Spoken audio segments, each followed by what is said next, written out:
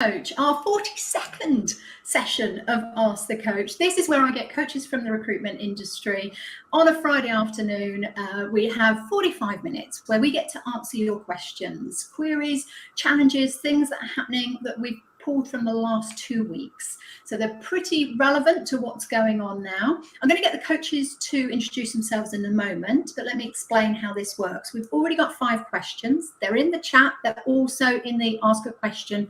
If you're on Crowdcast, if you're on LinkedIn Live, then do put your question in the comments there. Charlotte will grab those for us and put them into Crowdcast for us. But you're welcome to come and join us here as well. Whilst they're doing their intros, what I'd like you to do is look at those 5 questions and vote for your favourite. Because at that point, if you've only got 10, 15 minutes, the likelihood is we're going to get to answer your question first. But if not, that's fine. You can always come back. The recording is here.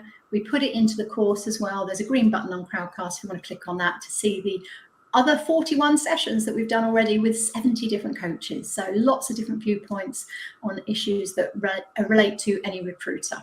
Okay, I'm Angela Cripps, MD of the Recruiting Gym. That's all you're going to get on me. Let me introduce you to the coaches. I'm going to come to you first. Sarah, you've been a coach before. If you could share to people who you are while they're voting.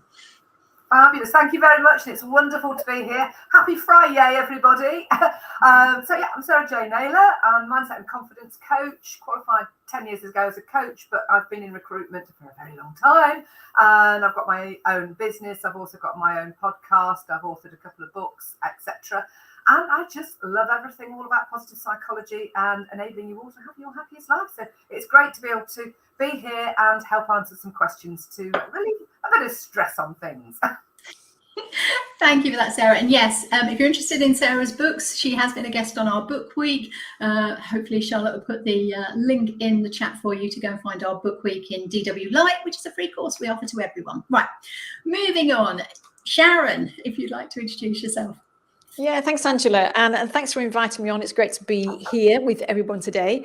So I'm Sharon Newey from Super Fast Recruitment, and we are a marketing company. I know it's Super Fast Recruitment, but the idea is that we help you get lots of clients and candidates.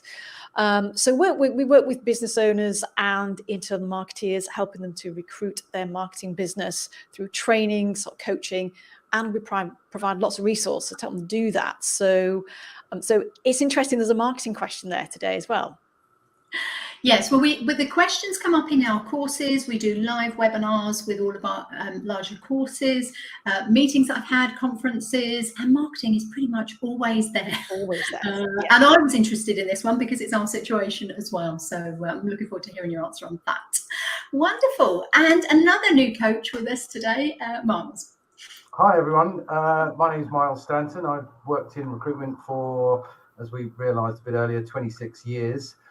Specialised within the banking sector, specifically ops and middle office. Up till about 10 years ago, I worked for some corporate companies and then had a eureka moment, woke up and thought, I can do this myself, and took the very small step, which seemed very big at the time, and have been running Alexander Thomas Associates for the last 10 years. Fantastic. Like you said, we've got some amazing experience here. You are the baby of the bunch at 26 years, which just seems ridiculous. I'm not going to point out who's got the most. From there. Well, who's the oldest? Well, yeah, there might be. Let's get started. We've got 5 great questions today. I'm just having a look at the votes, and we're good to go at the moment. Remember, keep voting if you want your question answered before, if they're not in order. But let's start with number 1, as that's got a vote. We'll go for there. So, Miles, I'm coming to you. I've been planning to grow the business over the next couple of years to triple our turnover and staff, but more talk about a recession. What are the coaches' views on whether this is a good time or not? It's come up a few times recently. So what's your views? First of all, we'll get a couple of other comments as well. I mean, look, that's recession and economics as a sort of, we're recruitment consultants. We sort of try and see what's best for our businesses. In terms of whether there's going to be a recession, say, I'm not an economist, but you know, there are various figures out there. Inflation's high, cost of living's high. what's uncertainty with Russia and politics throughout the rest of the world. Interest rates, although they go up only in small increments, 0.5% to 1% is double the rate. So people have to be careful. I'm just thinking back, and I'm sure all of us have been involved in. I was just looking back at the amount of recessions that we've been in since we've been in recruitment, and I think there's been sort of 3 major ones. 91, that was because of interest rates. 2001, the dot-com bubble burst. Then we had obviously the credit crunch, which was just unprecedented. But I think when it comes to sort of growing a business, a lot of it does come down to timing. Also depending on the size of your business, I suppose, and how long you've actually been established and the number of staff you have. I suppose the real thing is, don't rush too quickly and build too quickly and get loads of people in place in case suddenly there is a major recession and things come tumbling down.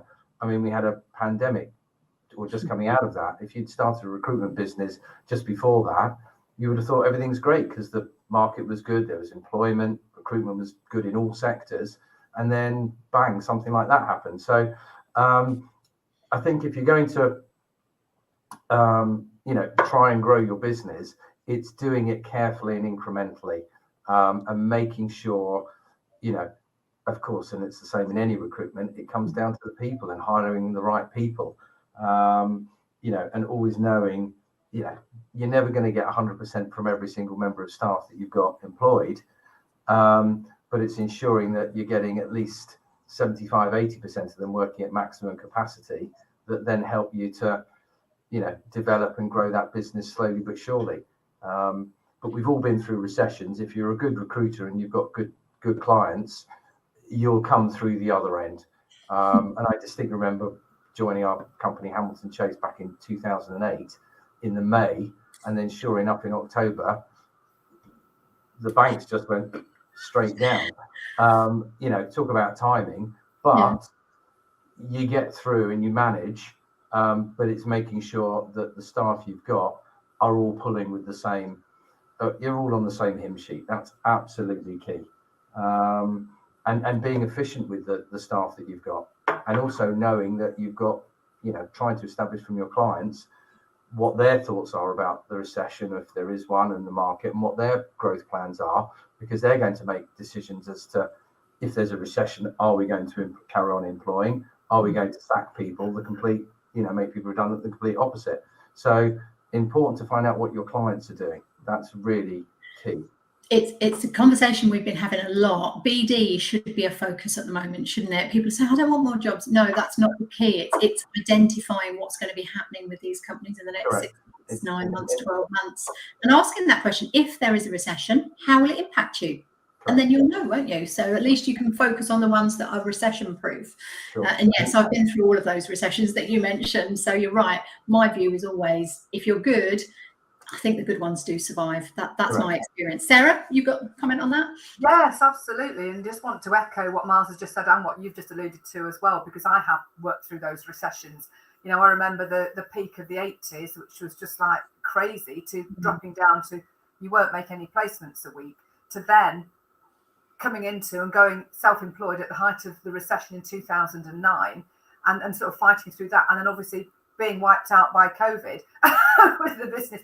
So, the good ones will survive. And I think if you are wanting to do that and doing it mindfully, as Miles has just said, you are going to then win through over the people. Because let's face it, we all know that there are a lot of recruiters out there. You do go, eek out about, and they will be the ones that kind of fall by the wayside. So actually, what's the phrase? Fortune favours the brave. So actually, if you're doing it mindfully, and like you said, you understand what the clients are looking for. You're doing the business development. You're staying confident and focused, and use that solution-focused outcome thinking approach.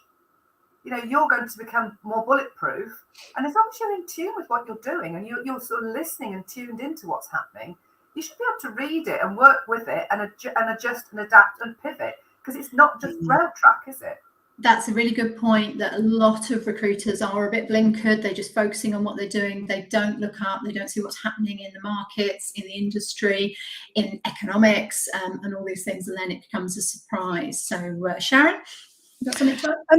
Yeah, just to, I guess, to add, because we all know there are different ways to grow a business. I know that this particular individual was talking about, tripling turnover and obviously headcount. But I think there are a couple of things to consider as well in terms of how you can impact turnover. When you look at, what the product portfolio that you have, do you have an exclusive or retained offer?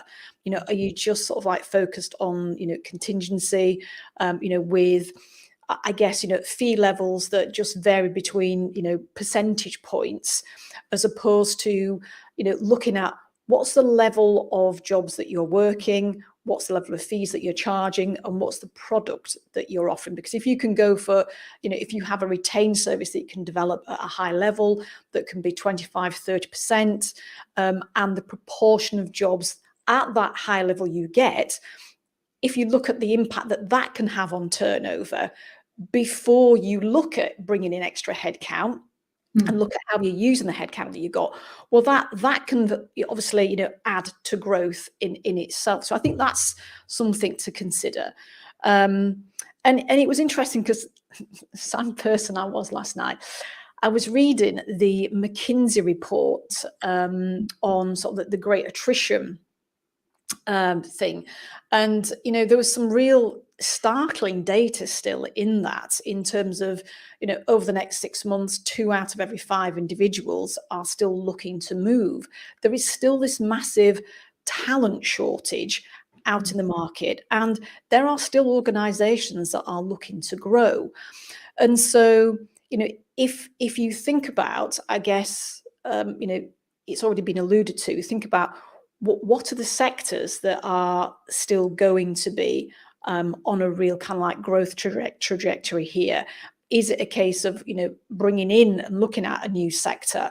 Because there is no doubt that there is still going to be opportunity out there, which I guess brings me on to something. When we get concerned about recession, people start looking at what they're investing in. They start reviewing what are the 2 areas that tend to go first: training, marketing. What are the 2 areas where, let's say as businesses, we need to be strong on? Angela, you've talked about BD, absolutely everybody needs to be doing BD right now. I think we've been banging the drum for client BD for many, many months because everybody's been focused on candidates. I think people are getting that message now.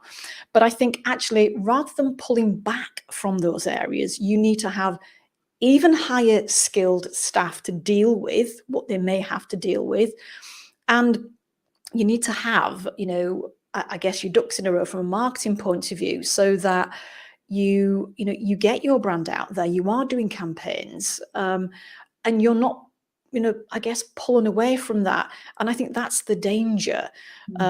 Because Sarah, coming back to what you were saying, I think the people that pull back rather than put their foot down on the gas are the people who actually will suffer, in the long term, depending on, the degree, of change, because the market will change, but depending on the degree of that change, and how ready you are to respond to it, it will determine, what your outcome is. Yes, and looking at sort of where your capabilities lie in relation to that, and where your strengths are. So whenever there's a recession, it's like play to your strengths, isn't it? To make sure that you're focused on those. And so that initial comment of we're looking to triple our turnover and our staffing, my initial thought was, you don't need to triple your staffing to triple your turnover. You need to absolutely to be able to do that. So I think we've probably got loads there that people can take on. So thank you for that. We'll move on to the next question. Let's just have a look on the list as to what's coming up next. Or click done answering as well, Angela, so that we can monitor where we are. Let's go to question 4. So Sharon, we're coming to you. We're starting to see some real benefits from our social media campaigns. Now you can spend a little bit of money on them too. where would you say we're likely to get a good ROI? Now, I appreciate that that's going to change depending on what's happening in the market. But this is our scenario. So if you want to ask me some questions around it, we use all the social media apart from Pinterest, I think, not on that, but never spent any money on it apart from having marketing execs doing it, obviously. But we're thinking about where we could actually spend money that would benefit us. So Angela, let's see. So, I mean, and I think this is a really great question, and it's one that we get asked an awful lot when, you know, people start out on that social media journey, and then they build some confidence, they're starting to see some results, and so then it's what next? And I think, you know, probably a good way of starting to answer this question, to be honest, is, you know, I guess to share some questions that you can use to just deconstruct what is going on, to get a bit more detail. So, for example, when you start out with social media, so, you know, maybe if we can use you as an example here, and then whoever's question this is, Angela, they can be thinking through their version. So what was the outcome for you guys when you started out, you know, looking at social and obviously creating content and sharing it across those channels? What was the outcome? So we had increased awareness. Pretty much every meeting that I have now, people go, oh, I've seen you all over LinkedIn. Oh yeah, I've seen your stuff. Yes. So I feed that back to our marketing exec. She's been with us a year, and she was targeted to set up an Instagram account. Hadn't done that for business. Literally yesterday, she hit her target. It was due today, and she hit a target of 1,000 followers. So again, that awareness, because we were a new startup company pretty much, and started up during the recession, through the COVID, then awareness for us was critical. That's what we wanted from it. Now we want business. So that's the next. And absolutely. And I think that's the next thing, isn't it? So it's thinking about, starting point is, okay, so what's my outcome for doing social media in the first place? Because there are several, you know, brand awareness absolutely is key, because the more you can get your brand in front of people, if they don't know about you, well, then they can't engage with you, can they? So social media, I guess, is very much at the top of that marketing funnel. Get awareness and bring people into that funnel. Then I guess you are looking at beginning to engage. Are you getting inbound inquiries from that? You know, what's the impact in terms of web traffic? So are you using social to drive website traffic? Because, you know, fundamentally, the more you can get people to the website, the more they can then engage with other content you've got on there. You know, maybe they're opting into, you know, registering for a webinar, then they're onto a list. It might be list building. Obviously, that impacts email marketing. So I think it's been really clear in the first instance, what are your outcomes when you set off on that journey? Because then I think, you know, the person asking this question, they were talking about, you know, we're starting to see some real benefits. So my question is, well, what are those benefits? What is it that you are seeing? Is that related back to what your outcomes originally were? If they are, fabulous. If not, well, then what are you seeing? And also, I was interested to hear about, I wonder how long this business had been on that journey. So it's almost like, you know, what's your outcome? What have you been doing? How often are you posting? What content are you sharing? And then specifically, what are the benefits that you're seeing, and what's the data? Because, and, you know, I think this is where sometimes people don't always like this bit, because I think the metrics that people often will look at are likes and shares and comments. You know, it's the engagement piece. Now, don't get me wrong. We absolutely do want to get people engaging with us. And this is not about vanity metrics. Okay, because I think what is more important, or equally as important, let's say, and that people do forget about, let's say particularly with something like LinkedIn, is look at your impressions. You know, we're in a market where lots of candidates, they are not going to be sat on LinkedIn adding huge amounts of comments to some of the content that recruitment agencies are going to be sharing, because they've got a boss, looking over their shoulder thinking, well, why are you commenting on all these different agents? They're not going to be doing that in the same degree that we might want them to. So what's important, I think, for us to look at is impressions. Because if you are sharing content that is getting impressions, that means that even if people are not engaging with you, you are getting your brand out in front of lots of people. And I think there's absolutely no doubt, we can all see this, the extreme is you stick a dog or a cat post on LinkedIn and it just kind of like goes viral, doesn't it? Whereas you put what you think is a fantastic piece of content and it's like, okay. It's so frustrating, isn't it? You've spent ages on it, might be a blog post or something that's you're really proud of. And this is my experience in the last week. But who knew that actually I didn't need to do 33 years of training and development and recruitment. I just need a nephew that got his debut for Spurs. I think it's over 60,000 impressions on that one post. I related it to work, but it was still people were just interested in the football. Yeah, and I think though this actually is an important point. Let's say in terms of how we can all build, I guess personal brands and brand awareness, because the reality is that I think COVID has changed so much, and we need more connection. And I think the need for that just got accelerated through COVID. So many years ago, I guess, Facebook was social, LinkedIn was professional. Well, that's just kind of like, that's not the case anymore, is it? But I think if you can, let's say, and I'll come back to the question in a second, but I think this is a good point. If you can share content that does reveal more about yourself and your journey, and about the journey that you're on with your business or your career or whatever.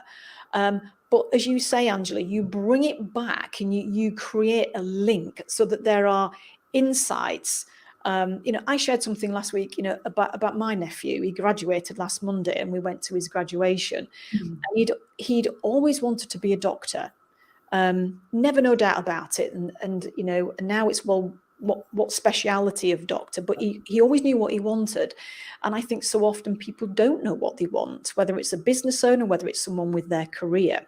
And so I did this post and I just brought it back to that, and that did super well, just like your post did. So I think that's just like a tip there in terms of content. Well, let's come back to that links to the marketing, actually, because mine was the same. It was follow your goals, but who's in your corner, who's part of your team to help you get there. Yeah. And that's exactly what the social marketing is all about, isn't it? It's about, okay, well, what's your goal? What are you trying to achieve? But who's there to help you and support you? Yeah. Who are going to be the people that absolutely. Yeah. Absolutely.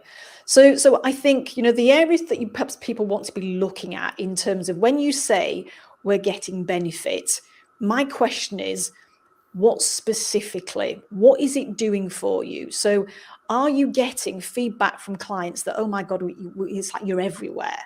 If you're hearing that, great. Is it easier for your consultants to get through to the people that they're wanting to phone or get responses to, right? Is that getting you to a level where you're getting better response? Because people know it's like, oh yeah, that's that woman or that guy. Yeah, of course, I'll accept that call or I'll respond to this message. Are you getting inbound inquiries as a result of it? Because that's where we begin to get a business interaction, isn't it? So I think it's those elements. Now, if you are getting inbound inquiries or whatever it is that you're wanting as your, let's say, your real call to action, then you're at a point where it's like, well, this is starting to work. So if we're going to invest, what do we invest in? So let me quickly run through what the options are from an ad point of view with social. Okay. So you've got Facebook, which a lot of people will say, but my audience isn't on Facebook. So first thing is, be clear, where does your current demographic of your audience sit? Bear in mind, 42 million people in the UK have a Facebook account. That's a large proportion of our population. And so if you've got anybody that is kind of like 35, 30 to 35 upwards, they are going to have a Facebook account, and they probably will be surfing on it in the evening. What does that mean? That means that you can do, very inexpensive ads on Facebook. Angela, something for you would be video ads. Video ads on Facebook are probably the most cost-effective option right now. I'm writing it down. Yep. Yeah. Video ads, short, sweet video ads. Second one with Facebook would be, let's say, retargeting. You can now do this with LinkedIn. Retargeting, what does that mean? Real simple. Let's say somebody lands on your website and you have cookies on your website. Then you can have a little bit of code that goes into LinkedIn or Facebook, which means when someone lands on your website on a particular page, and then they go onto LinkedIn or they go onto Facebook, then you can have adverts that obviously show in front of them, depending on their iOS settings. I'm going to add that. We're getting a little bit too technical here, Sharon, so I'm going to stop you there. So with regards to if someone just asked you a question and said, where am I going to get return on investment on social media at the moment? Where should I be putting my money? Do we think that's Facebook video ads then? That's a good one. Facebook video ads will be my starting point. Yeah. Yep. Because we haven't even considered that, because Facebook, we struggle to use it, to be honest. It's so technical. But I think that's something then we need to look into. And of course, you're talking Meta, aren't you? So you're looking at Facebook, Instagram, and when you set up something on Facebook, it will ask you, do you want to show this ad on Instagram as well? So I would go down that route. I guess a more expensive option and a targeted option would be doing sponsored ads in LinkedIn, where you can drive people to a piece of content. That would be a good one for us as well. That would be a good one. Okay. Yeah. Sarah, did you want to add something? We need to be quick to move on to this one. Very quickly to echo what you were saying about getting out there, because I have invested myself personally, for me, my personal coach brand, over the last 12 months, quite a lot of money. And I'm working with a couple at the moment, and I've really sort of twisted things around, and it's consistency, it's clarity, and it's confidence of getting out there, delivering it, creating those posts, bringing it back round, like you've said, Angela, about it, bringing it back round to what you do and what you can offer. So it's not a great I am, but it's I share a lot of me and my stories, and my engagement has gone. If I post probably 6 times a week on LinkedIn every day, and whatever pops into my head, I sort of think about it, and then I talk about it. In fact, for instance, one of the things that popped in today was whilst I was writing an email to somebody, and I said, my hand was that, and my arm was always up in maths class. So I thought, that would be a great title for a LinkedIn post to bring it back round to the being curious, naturally curious, and the power of coaching and curiosity. Love it. Love it. Right. Super. I'm going to click the done on that. We've got loads of info on there. Remember, the coach's LinkedIn profile links are in the chat here. So if you want to connect with them on LinkedIn Live, their pictures are there as well. Do feel free if you want to get some more information. Right. Question 2 is the next one up there. So Miles, that's you. Struggle with getting away from the billing role. Consistently go back to hitting the phones when things aren't going to plan and there's a dip in team performance. What would be a better response next time? So they appreciate that they probably shouldn't be jumping in and doing it themselves, but what would you say?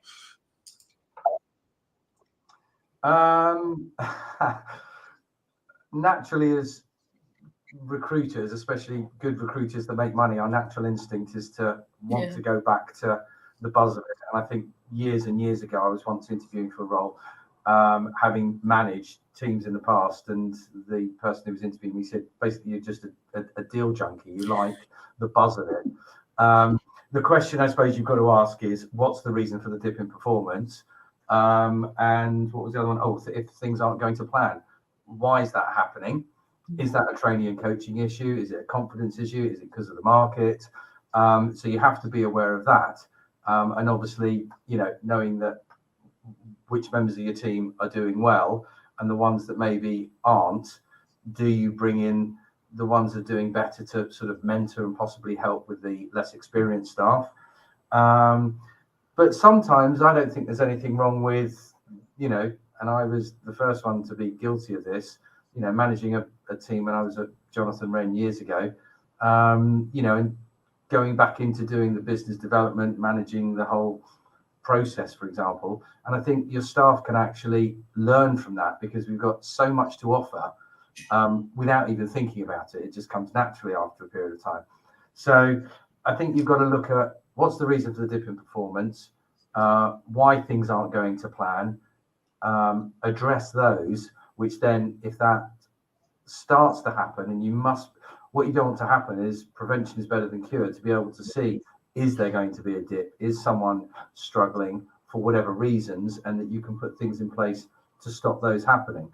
But once in a while, nothing wrong with getting your hands dirty, because one, it shows you can still do it, and two, your staff are going to learn from it, and three, well, if you get some new business or something results in it, then everyone benefits.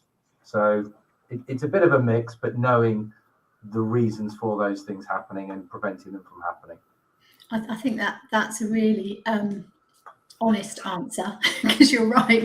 We all want to dive in. We go straight to solution, don't we? So the fact that it's take a moment, take a step back, what's going on, but use it as an opportunity to develop others, be that rainmaker.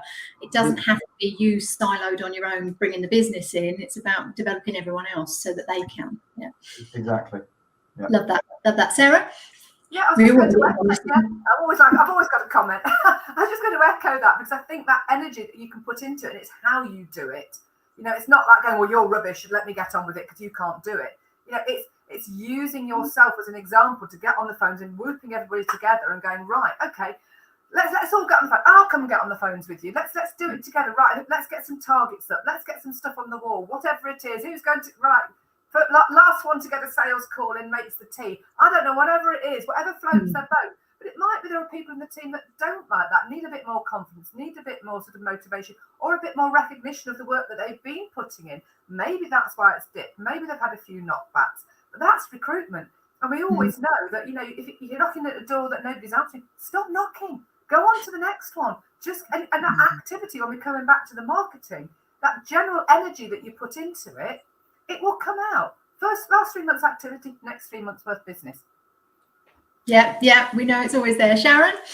Yeah, it's just quicker, really. I think, tapping with what Miles says, I think for me, something that struck me in the question was when I feel things aren't going to plan.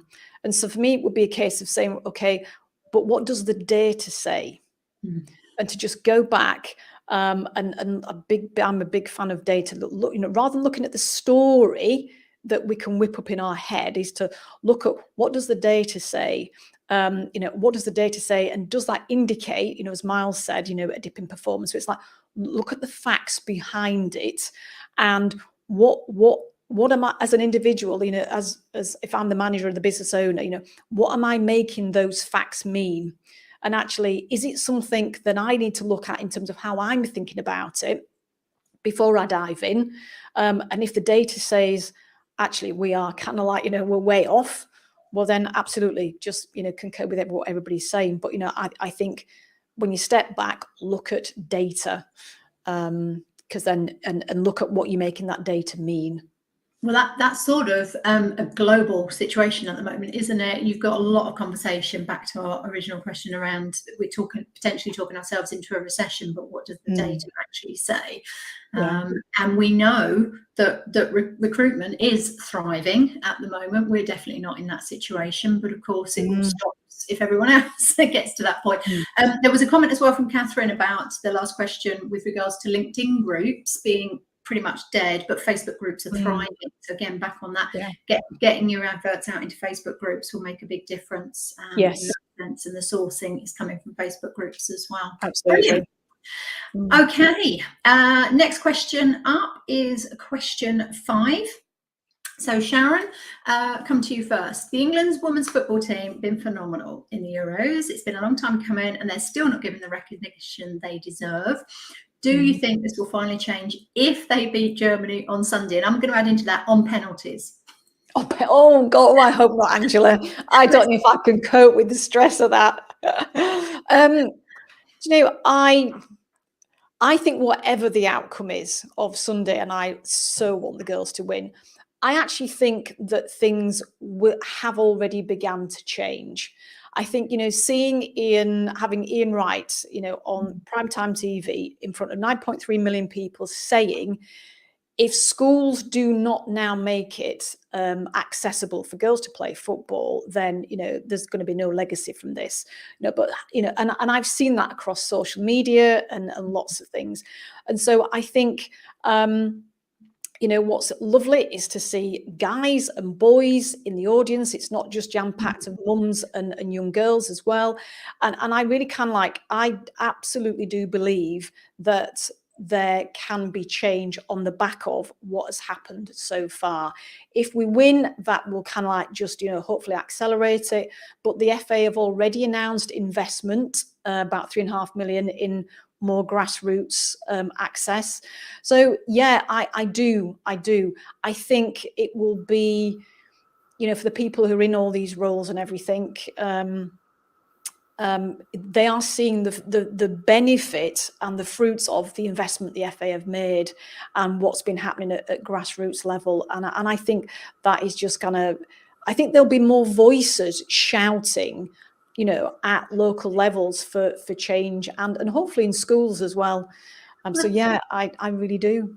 Well, the thing is, there's no excuse, is there? I mean, just things. I saw. I looked her up again and had a look what she'd said about it. A couple of weeks ago, I was at a conference and I saw Stacy Copeland speak. She was amazing. If ever you want a really good speaker, go and find Stacy Copeland. Former pro boxer. She was the Commonwealth champion. She didn't get a belt when she won. They went, oh well, women tend to have. What was it? She said that they have the replicas, but they're a bit expensive. She did get a belt. She's also a TED speaker, and we've got TED Week next week for Daily Workout, so she'll be my TED Talk. But she was a professional footballer. And I thought, what did she say about it at this time? And she's actually on holiday, and the hotel wasn't showing the women's Euros. If it's men's football, I'm sure they would. Social media again, can everyone retweet this hotel and tell them why they should show the final on Sunday?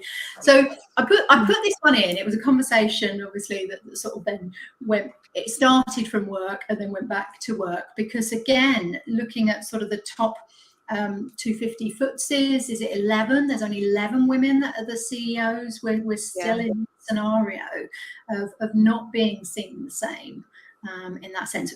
Hence why I tend to have more women on Ask the Coach than men. Sorry, Mars, but that's true. I'm promoting women and getting them out there because they've got amazing experience. And we do, I think it's a 60-40 split. It's not too bad, but it is more predominantly women. So Sarah, what's your thoughts on this? Well, there's 2 or 3 things that, the energy that's coming through from it at the moment already is just phenomenal. I don't listen to much TV and radio, but the bits that I do, and I'm tuning in, and it's just like, this is brilliant. Flip that back to when I was at school. If I'd have had the chance to do football when I was at school, I would have done it, absolutely. In fact, I think I was pushing to do rugby because I wanted to do rugby because I was always really sporty at school. But, oh no, we can't do it because of the boys. And the one thing you've just alluded to with, sort of the board level, but women's footballers, there's no equality of pay. What's that with the men? I mean, they're doing far better and getting greater results, and they're not getting parity of pay. That's another massive message. And on a good note, my friend who I'm going to see Lady Gaga with tonight is actually going to the final. She's got tickets to go with her daughter, who does play football, to see the England-Germany final at Wembley. So those are a few things I wanted to quickly get in very quickly. You're right. The legacy of this is not just about football, is it? It's about those young girls saying, I can do this. Absolutely. And I can do that. And all of a sudden that confidence and self-belief, which means even if they don't end up as an England footballer, they may end up as a CEO of a business. And again, it was just never part of our upbringing that we could be running a company. That just was never even a conversation in careers. If you want to do it, believe it and make it happen. Everything's possible. And I will finish on, life is an illusion of your own creation. And if you believe you can, you can. Absolutely. Put your link to your book in as well, because obviously that's a reference to your book there. Stick that in the link there. Brilliant. Okay, we're all looking forward to it. Come on, girls, let's do it. Right. Question. Have we done question 2? Have I lost question 2 somewhere? It's saying that I've only got question 3 left, but I don't remember doing question 2. Oh, we did. Yeah, that was we just struggled. Yeah. We're back on track. Love it. Time-wise. Okay, question 3 then. Sarah, I get candidates to an interview. They don't always call me back and let me know how it's gone. It's a job they really wanted, so there's no reason why they wouldn't.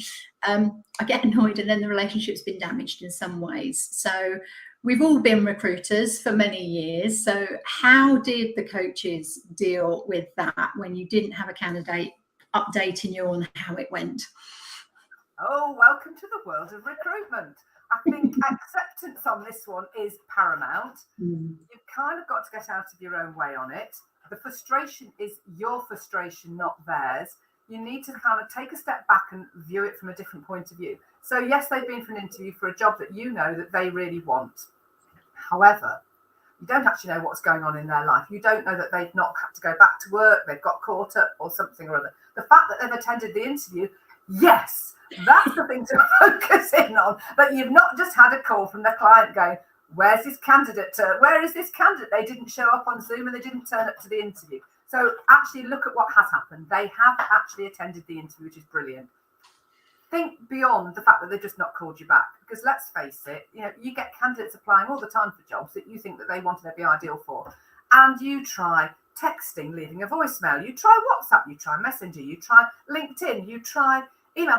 And if we go back to the very part of the day when probably lots of us actually started in recruitment, people didn't even have a CV or a mobile phone. And if somebody had an answer phone at home, I was lucky. So, you'd ring up and go, oh, it's Sarah here. Is Sandra there, please? It's a personal call. So, think yourself lucky now that you have got options of that ability to get hold of people. So the responsibility is with you. So I would go back to try and circumnavigate this is the preparation that you give that candidate and how you help them understand how important it is for them to come back to you, because obviously their feedback helps you to get their job. So if you can really underpin that through the conversations that you have, through the emails that you send on to them to confirm, through the text message that you send to them prior to their interview, to the text message you send afterwards, just let me know. Leave me a voice note. Leave me something. Just let me know, because I'm acting on your behalf, and then I can help you get this job if that's the job that you want. And if they don't want it, let it go, because the last thing you want to do is shoehorn somebody into a job that then they actually leave. So it's just go with the flow, but don't let your frustration, that response, that energy you flick back to them, break the relationship that you've got with your candidate. Because at the moment, as we've already alluded to, it is a candidate-driven market. BD, carry on with the BD, because BD is always good, but the relationship with your candidate is paramount. And getting them to understand, because if you've not told them how important this is, how do they know? Because it's like, even coming back to a CV, people don't realise how important a good quality CV is. They just think it's a bit of information to chart their career history. And you can get things that are 11 pages long and you go, holy moly. But it's down to education. We know our stuff. We know why we want it. But do they?